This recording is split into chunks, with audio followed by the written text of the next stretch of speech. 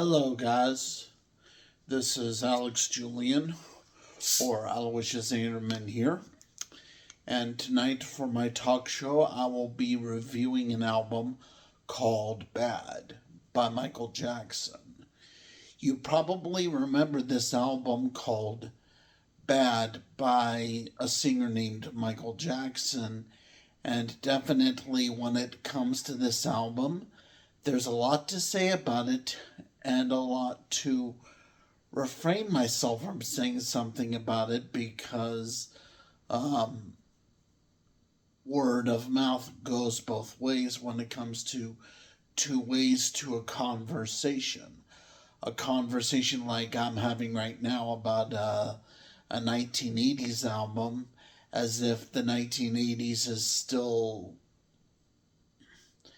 anywhere near resembling marks of today when it comes to remarks to make for a 1980s album with reference to the 1980s and nostalgia that gives a kind of pretense to a historianship and what it means to history to remark on a time period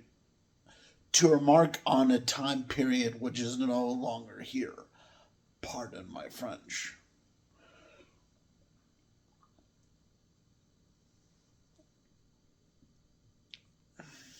But yeah, so when it comes to this album called Bad by Michael Jackson, well, what can I say about it and what can I not say about it? And that is not so easy to do because the album has already been circulating a lot of rumors, a lot of gifs here and there when it comes to the naughty places where critics and reviewers like me may be poking thumbs with to see if there's enough fingers left on the hand to give a thumbs up in the first place. And hey, that takes a lot of mouthfeel for me to approach this subject with a lot of confidence. And definitely, for some critics and some reviewers, the Bad album is not the best source of confidence. And I think it's because of how humans struggle with the notions of human behavior, as in human behavior and conditioning of human behavior. Now, one thing is for sure,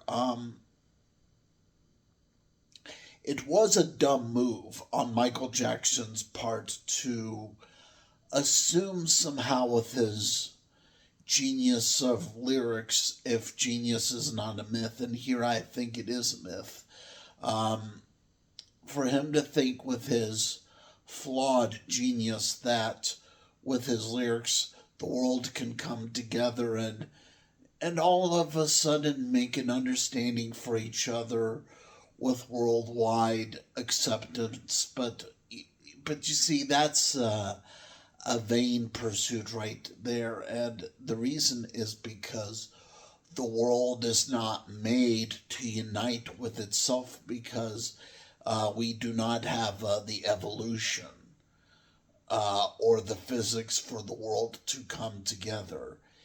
It is not possible for the world to come together, and it is not possible for the world to come together. And Michael Jackson had this foolish assumption with his lyrics, with his song lyrics, that the world could just get together, but that's that's not the way it is. I mean, um, when it comes to that whole idea of the world getting together, that is a modern invention of the car and automobile industry.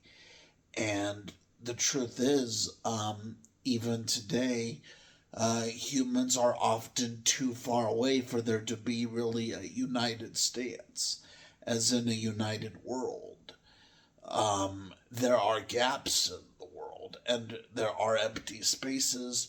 And I know Michael Jackson back then in the 1980s, Sarcasm wanted there to be a speed demon on every road somehow, but that is not necessarily true when it comes to the reality of physics.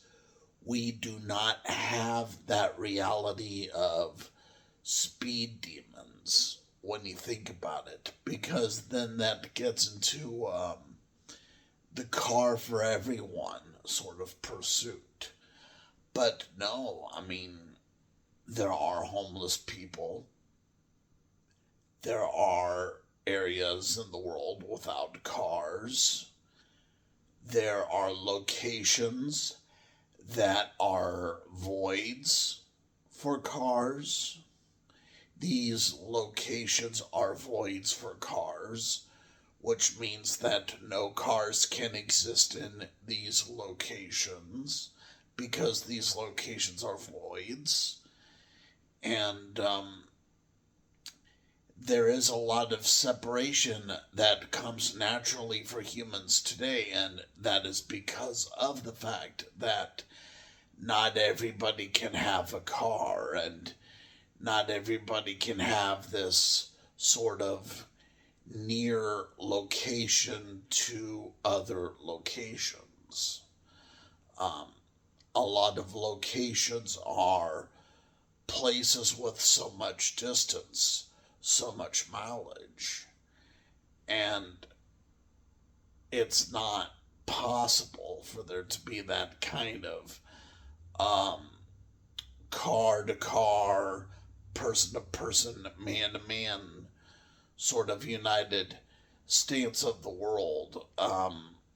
The planet is a big place. And part of that sort of reality comes from the failure of that other Disney song. That other Disney song, you probably know it. The song being called It's a Small World After All. Remember that Disney song, It's a Small World After All? Well, that was a failure. And you see, the world itself is a planet. It's a planet with massive distance, massive mileage, massive locations, places that are far apart from each other. Humans generally are far apart from each other, and in I mean already in California, a lot of restaurants have dead music, as in the kind of dead music that is not live. A lot of restaurants, a lot of stores in California cannot afford to have a living musician do things live for an audience in a business, as in a restaurant or in a store. And that gets more into the mileage zone. And yeah, there are these lyrics in the Bad album that do amount to ideas, but the ideas do not have a physics to flourish with the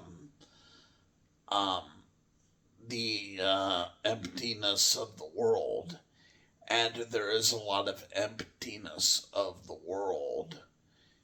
And the songs by Michael Jackson in this Bad album, the songs make it seem like the world is really close, as in the world is really intact, when that's not the reality. And I think Michael Jackson's glaring omission of truth is especially glaring when he declares somehow that there is truth when really there's no truth. And the album by Michael Jackson, this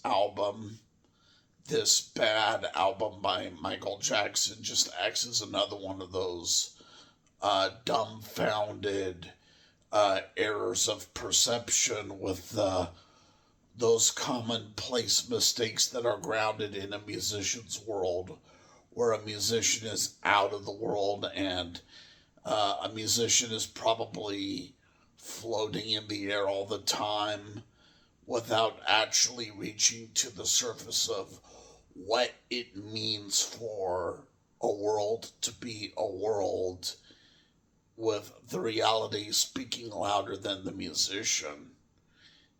And that's just the mistake here with this bad album by Michael Jackson, where it seems like Michael Jackson just would be missing stars and missing grades and missing points here and there for what it means to connect to reality with his flawed music. And although the flawed music may cause someone to dance somewhere in the universe, that's got to be really imaginary. And the album speaks more of an imaginary note, and it doesn't get much into the realistic pardons of the world. And there's definitely a lot of things to say about what it means to have a blockbuster in a world. And hey, I know there were reviewers back then for the Bad album who did declare that Michael Jackson's Bad album was a blockbuster, but come on. I mean, when it comes to the word blockbuster, anything that is called a blockbuster today is something with a label that is rotten, obsolete, and expired, because a young person would not even understand the word blockbuster today. I mean, already that word right there is equivalent to other words like Jeopardy and fortune, Those are cliche words.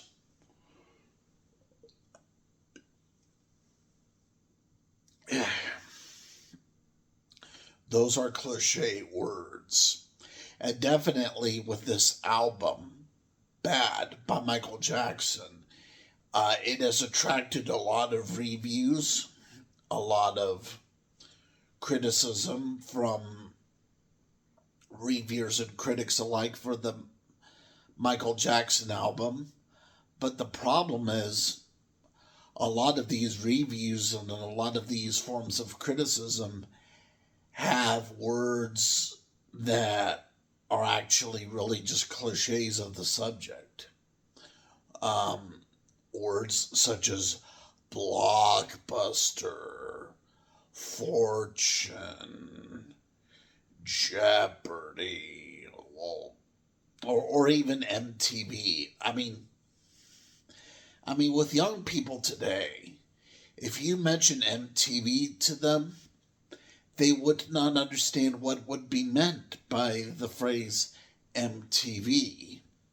The phrase MTV has become cliche, and young people do not necessarily connect to what it really means to have MTV.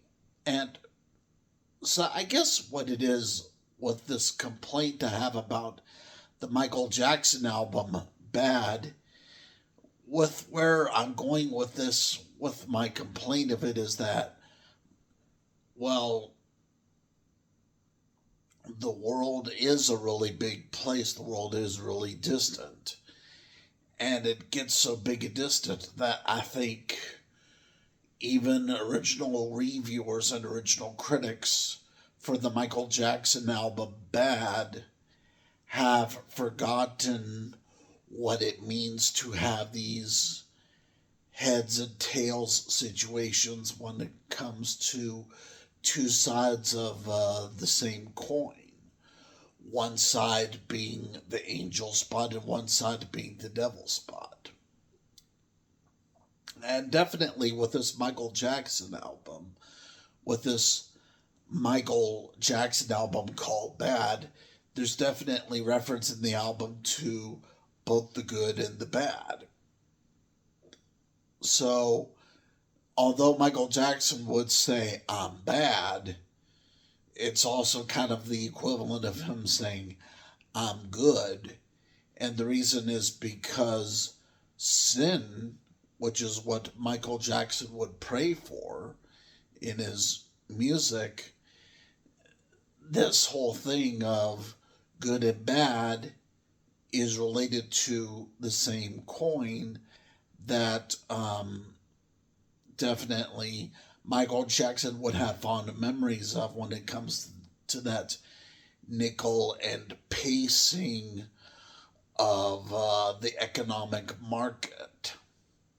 And economics for the Bad album by Michael Jackson. The economics for the Bad album is chaotic and out of this roof, with there being millions of sales. Millions of sales. Now definitely when it comes to the Michael Jackson album, if you spend money for the Michael Jackson album, definitely you would be hitting a spot directly to the heart. It's just the problem is the heart vibrates, the heart shakes, the heart quakes, the heart twirls and twists. It goes upside down here and there. And definitely the heart is so big for Michael Jackson's album that I think Michael Jackson's fans would be clamoring and be hoping to keep the odds where the evens complete for the finishing project of man's interpretation of pride and ghettos. And definitely, Michael Jackson did have this intention with his songs to have something of ghettos as mentioned, as in ghettos that get going on, the troubles here and there, troubles that speak louder than words. Although definitely, I think the Bad album by Michael Jackson definitely does have lacking volume and lacking audio compared to the Thriller album. The Thriller album by Michael Jackson, if you remember that wonderful album by Michael Jackson called Thriller, that album had such immensity with the jazz area. And I think when it comes to the Bad album, Michael Jackson made the blunder of not adding enough jazz to the Bad album, because the Thriller album makes itself seem as if like it should be more modern than the Bad album. And and definitely Michael Jackson, just when he was standing in one place and saying, I'm bad, I'm really, really bad. Well, okay. My message to Jackson would be, well, if you're thinking that you're bad, well, then maybe you should have thought about it more carefully, because that could indicate the music problem. I mean, how can you even say in your music that you have good music when at the same time you're saying, I'm bad, I'm really, really bad. Uh, and definitely that's why the Weird Al parody of Michael Jackson's Bad song and album was a successful parody because um, definitely if you are a singer for an album, why would you even say you're bad? Because that's like saying, I suck, I really, really suck. And Weird Al made a parody of it by saying, I'm fat, I'm really, really fat. And oh, that's not a reference to me. That's not a reference to me. You know why? The word fat, in case you're not aware of Los Angeles dialect, does not mean obese. Fat in Southwest California culture and dialect of the word of mouth, the word fat means uncool and deep. That's what it really means. It does not mean obese, just so you know. Of course, I do not think it would be the same if Weird Al would say, I'm obese, I'm really, really obese. And maybe I'm a little bit annoying here, but, hey, I like the look of myself when I see my cap here, see my candy-coated cap here, dressed with the USA shirt, USA, United States of America. And I give a toast with Diet Pepsi to this.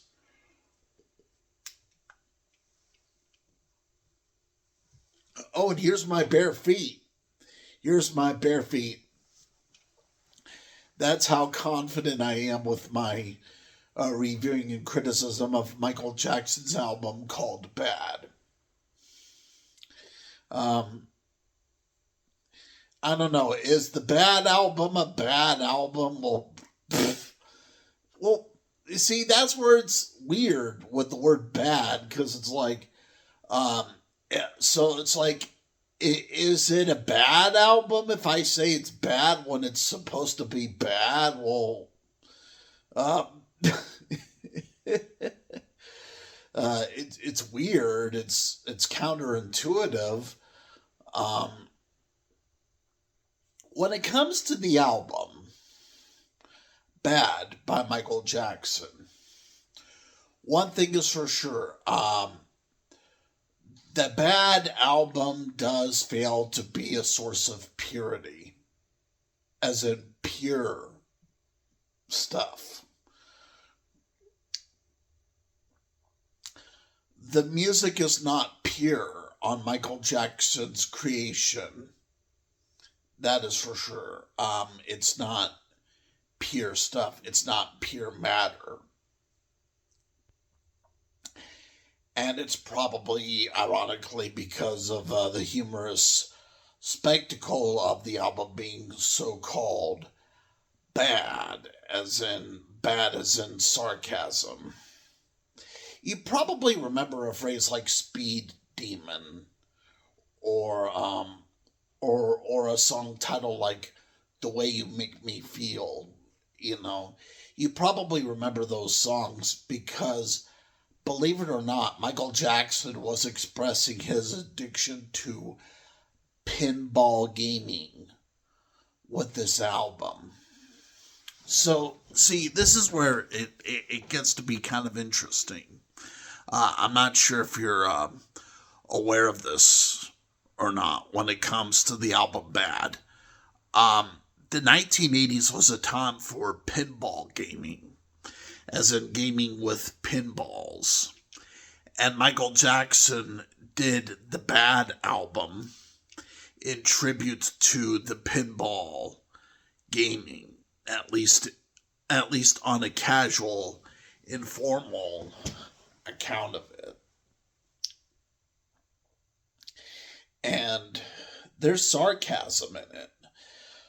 Definitely, there's formidable content when it comes to the yes and no matters of what we believe or do not believe about the album.